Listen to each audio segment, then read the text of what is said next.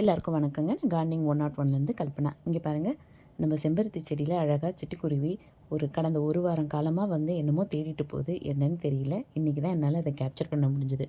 பாருங்கள், இது நம்ம வீட்டில் இருந்த பழைய மண் தொட்டியில் இருந்த மண்ணை 2 தொட்டியில் இருந்தது. அதை கொட்டிட்டு இது நம்ம வீட்டில் செஞ்ச கம்போஸ்ட்டு.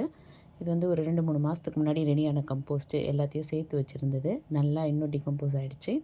இப்போ அந்த மண்ணோட இன்னும் கொஞ்சம் கொக்கோபீட் இருந்ததுங்க. அதையும் கலந்து இந்த கம்போஸ்ட்டையும் கலந்து நிறைய தக்காளி நாற்று எல்லா செடியிலையும் பார்த்தேன். அழகாக வளர்ந்துருந்தது. நம்ம அந்த காய் அலசுகிற தண்ணியெல்லாம் ஊற்றும் பொழுது அந்த நல்ல சத்தான விதையெல்லாம் முளைச்சி அழகாக குட்டி குட்டி நாற்றாக ரெடி ஆகிடுச்சு.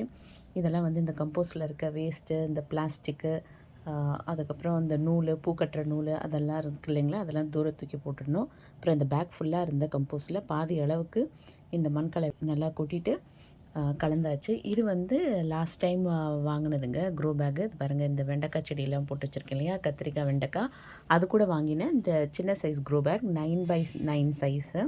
இதில் 5 பேக் எடுத்திருக்கேன். ஒரு தக்காளி செடிங்களெல்லாம் மாற்றி வைக்கலான்னு இந்த பழைய மண் தொட்டியில் இருக்க 2 தொட்டியில் இருந்த மண்ணை கலந்து விட்டு அதனோட கொக்கோபீட்டும் கம்போஸ்ட்டும் கலந்து வச்சது. இதை பாருங்கள், இந்த மாதிரி நாற்று அழகாக சின்ன சின்னதாக வளர்ந்துருந்தது. தக்காளி நாற்று 2 செடி ஒரே தொட்டியில் இருந்தால் அது 2மே சரியாக வளராது. அதனால் சரி, இதை க்ரோ பேக் இருக்குது, மண்ணும் இருக்குதுன்னு மழை இப்போ தான் கொஞ்சம் விட்டுருக்கு. அதனால் டைமும் இப்போ தான் கொஞ்சம் கிடச்சிது. எடுத்து எல்லாத்தையும் கலந்து இப்போ பாருங்கள், இந்த நாற்றெல்லாம் எடுத்து மாற்றி வச்சிட்ருக்கேன்.